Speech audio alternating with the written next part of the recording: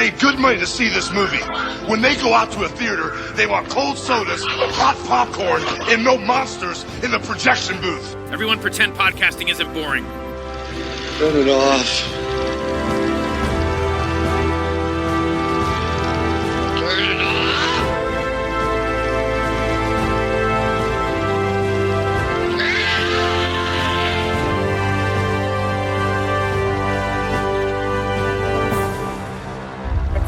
Dry and windy day in paradise.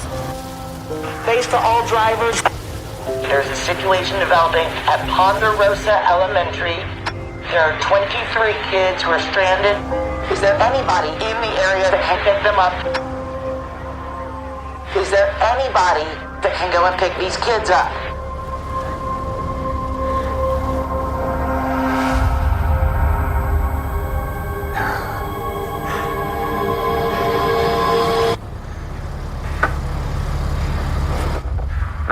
to base, I can get him. Class! Oh, it's just another brush fire, nothing new. Hi. Hi, I'm Mary. Kevin. Kids, this is our bus driver, Kevin. I don't think you understand the urgency of our situation here. Quietly, calmly, one single line. You know all of us are going to be there. It's going to take 10 minutes.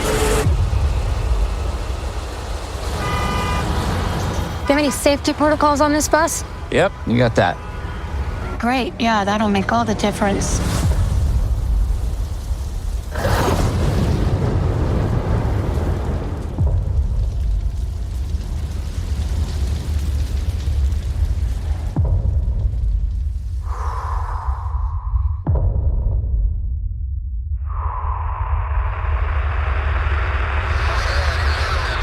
At approximately 6:30 a.m. this morning, a fire entered the town of Paradise. Where do you need to get to? My son's up there with his grandma.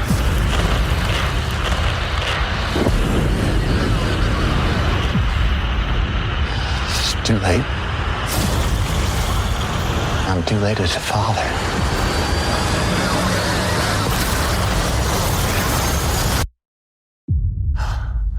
It's not too late.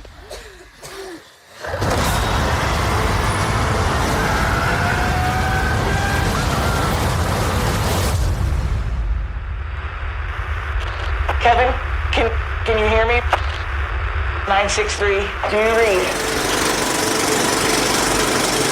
Hey folks, welcome to a special episode of the Projection Booth. I'm your host, Mike White. On this episode, it is the return of Brandon K. McLaughlin. He is a special effects coordinator, and he worked on the new film, The Lost Bus. The film stars Matthew McConaughey, America Ferrera, and my friend Ashley Atkinson, who gives a fantastic performance in this one. I think it's playing on Apple TV currently. Had a great time talking with Mr. McLaughlin. Hope that you have a great time listening to it. Enjoy the interview. Obviously, I want to talk to you about The Lost Bus, but I'm so curious, how did you even get into special effects in the first place? Family, for the most part. My uncle was in it, and I got hired on Twister as a PA.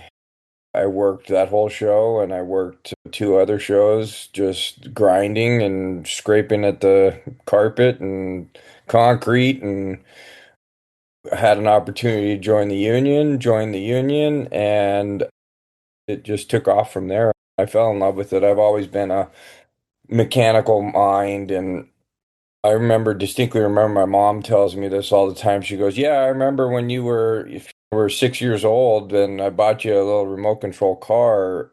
2 hours after I gave it to you, it was all apart in your bedroom. And you looked at me and said, don't worry, Mom, don't worry. I'm just figuring out how it works, and then I'll put it back together again. And I did. I put it back together again, and I played with it. So I've always been that way. Never been really good at school. Always had something better to do in my mind. And it was always being outside and being physical, building things. So it was a perfect fit once I got in. And I just blossomed in there. And you mainly learn everything on the job, because you can't go to a school. We have to know To do our job well, you have to be an electrician, you have to know hydraulics, you have to know water, you have to know elements, you have to know engines, you have to know everything for the most part. And a good amount, not just dabble. Well, especially you've got people's lives on the line a lot of times. I've done a lot of things that we'll never do again. It was commonplace 30 years ago. It was what we used to do. And nowadays it's either CGI or that they don't want to risk it, or there's not enough people left in the industry that know how to do things like that. So when you do make the suggestion, there's usually like, you can do that? It's that because more and more I'm dealing with people that have less experience in the industry as I do, and they're younger, and they've come up in the visual effects world, not the physical effects. And I have to sit there and remind them and go, I've been in the business before there was visual effects. So yes, we can do anything. Yeah, we talked a few years ago when you had worked on Killers of the Flower Moon. And I seem to remember you're much more in the practical effects realm. And the thing that I always appreciate about effects, no matter whether they're practical or digital, is they're practically invisible. You're not there to draw attention to yourself. You're just there to add to the story.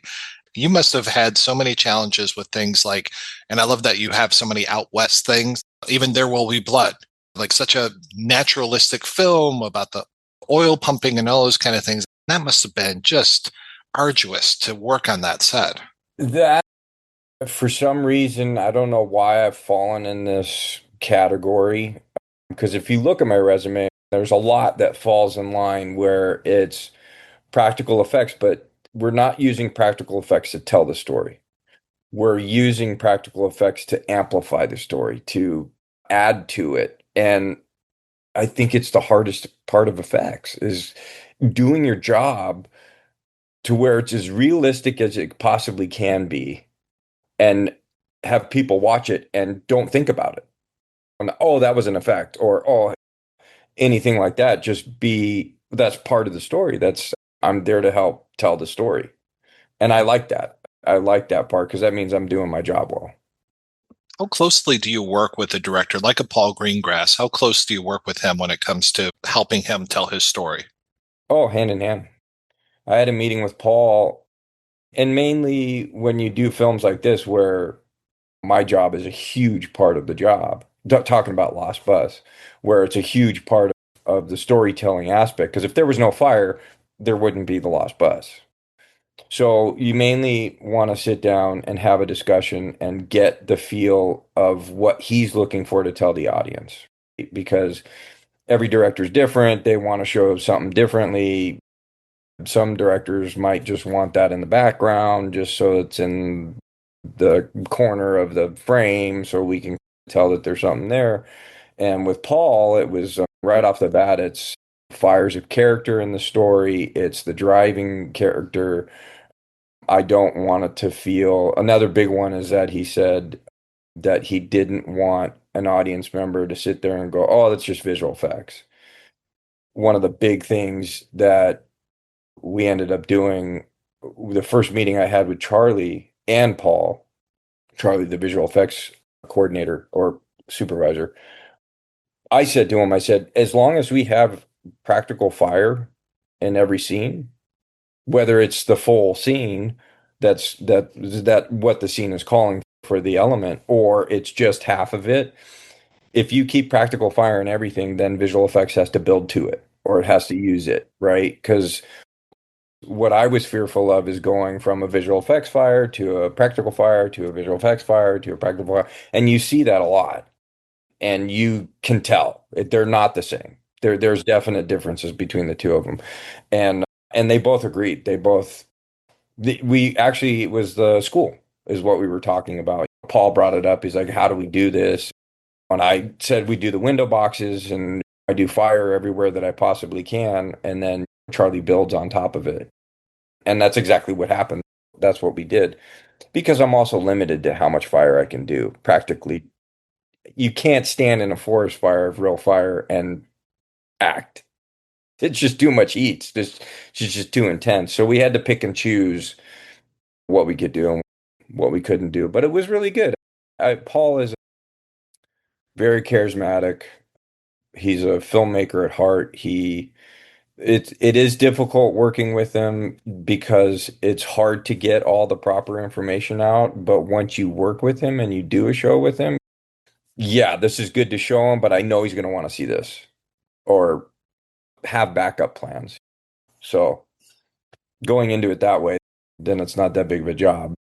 If you'd never worked with him and he walks on a set and you're supposed to look due north and you've spent a month prepping due north, he turns around and he goes, I want to go due south. That's just how he is. He likes getting on a set and feeling the set and seeing how the scene in his mind would play out and using the set properly. So it was fun.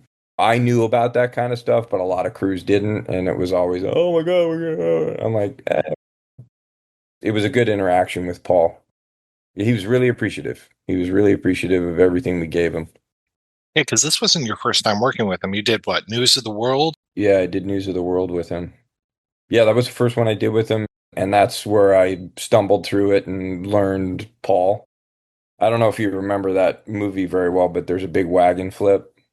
We spent about a month setting it up at this location and had it all rigged and set up. And I had second unit go out there with a whole full camera crew to shoot a test. And we did it and it worked great. And it was a whole cable pole and it was a big ordeal. And we showed him, it was, oh, that was great. That's great. And 2 days before we were going to go shoot it, he completely changed the location. And that was the turning point for me. It was like, oh, okay. So we got it done, but it was one of those things where it was like, you tweaked it and you got it to work really good and it went down a specific way and the wheels came on. It worked great. And then of course he throws that at you and it's like, okay, think on your feet, spin, you move. I can see a wagon flip being a major ordeal, but just the amount of fire that you have in Lost Bus, you must have had so much need to prep things and just know where that fire is going to be, how big it's got to be. How do you even figure that out? I guess the easiest way to talk about this is Paul doesn't tech scout. He usually shows up about 2 or 3 weeks before we start filming. So it's mainly executive producers, first AD, department heads. We sit down and we figure out, okay, what would work the best. We have the outside of the box drawn, but the inside of the box isn't really detailed and we don't know exactly where we're going to go. So we end up having to lock in a direction, pick the locations, talk about how we're going to end up shooting specific scenes. Then I can place the products that we built. Starting off, first conversations that we had, I came up with we were going to have to at least have 6 to 7 full burn sets is what I was calling them, where it's fire everywhere.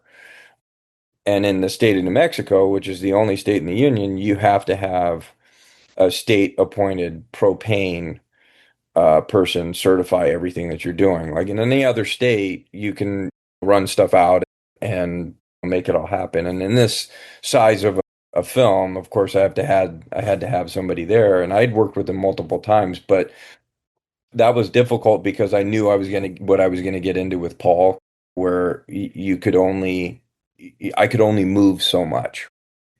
We had built 40 trees, 3-foot diameter and 16 feet tall. We built like 60 bushes.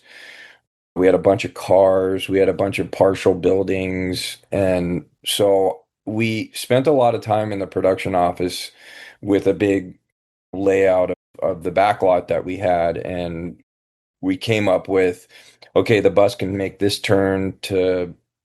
Paul really wanted to stay close to what happened in reality. So we had to lay out with the small little box that we had to lay out the whole travel of the bus picking the kids up, going to Paradise Elementary, and then trying to get out. So we had to lay all that out. The bus had to turn left here. It had to turn right here. It had to have fire on this side. It had to have fire on that side. So there was a lot of conversations. And once we started laying everything out and had ideas of where we could place stuff, I would go out and temporarily put things, like not plumb them, but put stuff. And then we'd go walk the set, with the group without Paul. and go, yeah, that'll work. That'll work. Can you move that tree? Because we're going to make the turn there. So once we locked all that in, then I had a crew of guys go in and hard plumb everything to the propane tanks. It was a 3.5 month prep for me and a crew of 35 guys, 38 at one point. What are you building those bushes and trees and cars out of? Because it can't be flammable, right? Yeah, it's all steel. The trees we built, I had a bunch of 16 gauge, I think it was 16 gauge, sheet metal rolled at a tank manufacturer in Albuquerque. And they sent us sections. We welded the sections together. And then on the outside of that, we welded on electrical conduit, metal electrical conduit, and then put chicken wire around that. And then I had done this before, so I had an idea what to do. And then we used a fireplace mortar, so it resists heat for the most part. It's a concrete base, but it's formulated to withstand a lot of heat. And I found pine tree silicone stamps. So we would do a little section and then stamp it, and then do a little section and stamp it. And you could literally be standing a foot away from it and not know it was a fake tree. And we only built, and it was the thing that some people had a problem with. But if you look at pictures from Paradise, they're all ponderosa pines. And the branches don't start until 16, 17 feet up in the air. It's just massive trunk. And then you start getting into the top of the tree. So all we built was trunk.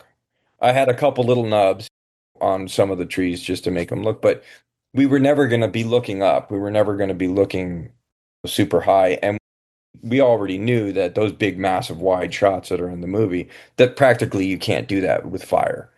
That was always going to be visual effects. There were fires in there that were ours, but we knew that those big, massive, wide shots were going to be visual effects. There's just physically you can't do that and keep it under control. I imagine that's got to be the watchword, is control, and just making sure you can turn it on, turn it off, that nothing's going to catch on fire that's not supposed to. I mean, safety has to be such a major concern on a set like that. Yeah, it was. I required a lot of rehearsals, especially when we had a lot of people running around. When they got stuck on one of the roads, I forget the name of the road. It was the big main road, and there was a bunch of people running around. We rehearsed that for hours before we shot that. Just moving vehicles, fires. It's just throw all the elements at them as you can. Bunch of smoke, all that kind of stuff. So it was always well rehearsed. We had a great stunt team. Everybody was really on point, and everybody knew what was going on. Where we were shooting was in the center of Santa Fe, and I'm not kidding you. It was in the center of the city. I had houses, schools, I had businesses, everything was around us. It was a logistical nightmare to try to get the city to say yes. Yeah, it was a huge battle right at the beginning. Me schmoozing them and trying to build the confidence that was needed for the city planners and the city council and the fire department and the police department. But I had worked there a couple times, and I knew the chiefs, and I knew quite a few people, and it was more along the lines of just telling them what the plan was and what my thoughts were and how I was going to move forward with it. And everybody was pretty cool. They were pretty decent. There was only the police department was a little bit hard to get through just because of the amount of smoke that we were going to have. It was live traffic all the way around us. It was live traffic. And my biggest concern is that we were going to have whiteouts. And we were shooting this at night. That was my biggest concern, that we would end up getting to a point where the wind was moving just right. And the main thoroughfare in Santa Fe bordered one side of our property, and I was worried about putting so much smoke in that we'd have accidents. So on specific days that we were doing that amount of smoke, we had police officers, we had big construction signs, lit construction signs saying, "Hey, filming in the area, there's no fire." That was another thing, having the citizens freak out that something's burning, that didn't know what was going on.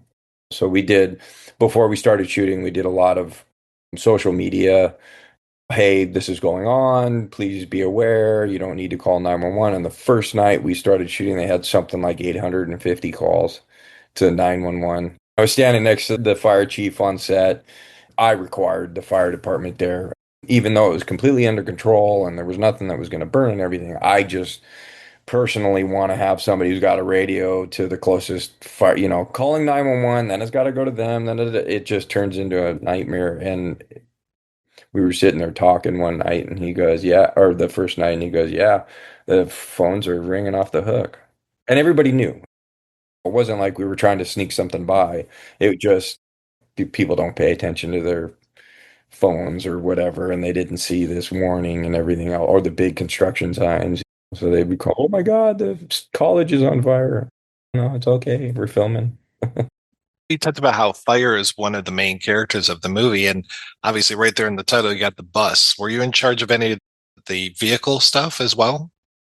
I wasn't in charge of the vehicles, but what does fall in my lap is the safety of the children. So we spent time in sealing the buses up to where they were not hermetically sealed. We filled gaps and closed vents and stuff like that. And then I came up with an idea before we started shooting was to purchase the air purifiers. So I got two big air purifiers and we put them all the way at the back of the bus. So I was always circulating the air inside the bus and any kind of particulate that was going to be in there. But I wasn't emitting anything into the air that was going to be harmful. It's just children, you don't want to expose them to, even if you've got the okay and all the research and the products that you're using. You try to do as much as you possibly can to protect that, because I knew we were going to run into problems with parents and SAG and everything else working with children. That's it's one of the things you don't do in film. You don't work with animals and you don't work with children. It's just problem. You can't get around it. Well, especially you're shooting at night, and I know there's all kinds of rules about like kids working at late hours and all that stuff as well. That must have been difficult too. It was, and then we pitched the idea of building a little gimbal for the bus. So we had a stage, and we turned one of the stages into a volume stage so that we could shoot during the day and use the majority of their hours in the school bus and have that element. And then I was able to rock it and roll it, and like it was going down a bunch of rough road and everything else. We ended up spending, I think it was like 2 weeks, 2.5 weeks, like that in the element stage. And I had fire bars that would move and to be able to throw the light in the bus. And because the interior of the bus was like slightly off white, but it was a gloss. So it would pick up, as you see the movie, you can see it in the movie, you can pick up the flame flickering and dancing in the bus and everything else. So we did that on stage. And I also had, concerning the bus, I had a backup plan if there was going to be an issue with anybody saying, oh my God, it's too close to the fire, so on and so forth. That we had a magnet system that we could put on the bus and hang black welding blanket that would have completely blocked all the heat, but we never ended up using it. Nobody ever said anything like that. But that's part of my job, is trying to solve problems before they're problems, right? The majority of this is, you don't walk into a film like this and go, okay, I'm going to do fire everywhere. No, you start off by making sure everybody's comfortable with you, then laying out all the safety and how you would protect just in case something happened, and then you figure out how you're going to do the fire. And I know you're talking about the kids and everything, and then I'm sure you have to deal with the actors and having them too close to the fire. I'm hoping, and I'm sure, that there were a lot of stunt people that were doubling our main actors, but how close is like McConaughey and America Ferrera getting close to that? America Ferrera was pretty close a couple times. We would light it up and then we'd walk her in and she would go to where she's comfortable. So it was never, okay, stand here and then the fire's going to light. And there was never any of that. Yeah. There was never any of that. It was always, we would bring it up and then they would get to a point where they were comfortable and then Paul would set the shot and then We'd reset everything and then go, okay, here we go. But you'd be surprised. Matthew was doing a lot of it. It seems like he would do that. He's a good old boy. He's a good old boy. We had some good conversations. I think acting is something he fell into, but if he didn't, he would be an effects guy or a stunt guy. He drove the bus a lot. There was very few times. We built pods for the bus so that we could remote drive it. And we used them, but we didn't use them nearly as much as we thought we were going to be using them. So he was just gung ho. He's like, no, I got this. There was a couple times where the stunt coordinator came up to me and goes, no, Matthew's going to drive through that. And I'm like, if you're cool with it, I'm cool with it. But let's have something backup standing by, okay? Just in case. So it was a running joke between the two of us. But no, it came out great, man. It really did. The one that I'm talking about right there is the telephone pole. He's driving through the scene and the telephone poles are breaking and falling, and Matthew drove that. That was not a stunt driver. When I found that out, I had to I put safeties in so I could stop that pole just in case he's not on his mark or something like that.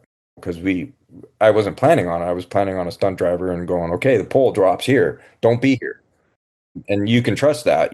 If you know the driver, if you worked with him before, so on and so forth. And I'd worked with this stunt team multiple times. But when he said, yeah, Matthew's going to drive, I'm like, oh, okay. So I had to go back to the drawing board and figure out how to stop a 800-pound pole falling at 25 miles an hour. Sounds like so much of your job is just forming relationships with other people. You do jobs like this and you're responsible for people's lives, and I don't think there's enough guys in my position that think that way. I think they spend more time thinking it is a job, and it's not. People come up to me and we're talking about a gag, and sometimes I step back and I go, they're going to run at 50 miles an hour, head into a dumpster, and they're trusting me to pull the dumpster out of the way. When you think about it that way, it's make sure it's right. You build much more of a relationship than you would with just having a conversation with somebody in a supermarket. You know what I mean? So you know what I'm saying. And it's the same with my guys. It's the same with my guys because I put them in situations or I'm in situations and I'm trusting them. Even lighting fires, even lighting the pilots on fires. You better trust the guy that's on the bottle because if you're standing right there and you're lighting it, it could completely engulf you in flames. So it does take a little bit higher of a stance than just shaking somebody's hand.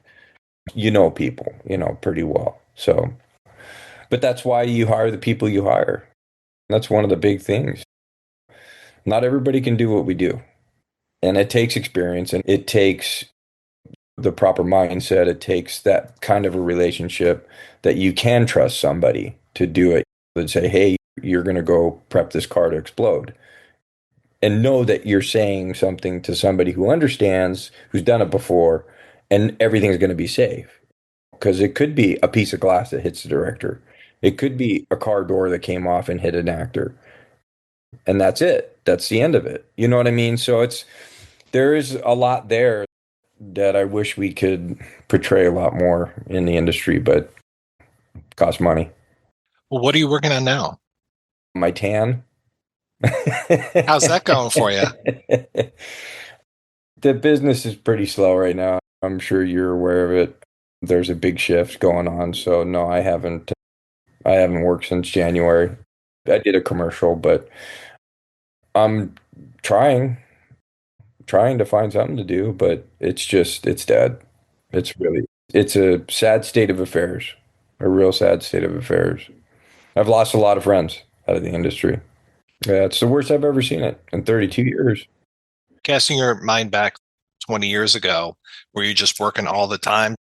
In 32 years, I've never had more than 2 months off at any given time. It was always job after job after job after job after job. There was times where when I was working with Steve Kremen, we worked for 4 years straight in a row. I would finish a job, he would leave a month early to go start prepping another job. And we would just constantly do that. I've been really fortunate to work on the projects that I have worked on. I look at my resume and I step back and I go, Some pretty damn good films on there. And I've been one of the fortunate ones where I haven't had to scrounge around. There's always been phone calls. People are calling and everything else. And it's very new to me to be in this position. And there's just no work. The producers and the UPMs and the directors that I know, everybody's in Europe or they're not working. And I can't go to Europe. So, well, Mr. McLaughlin, thank you so much for your time. I really appreciate this. Absolutely, Mark. Thank you.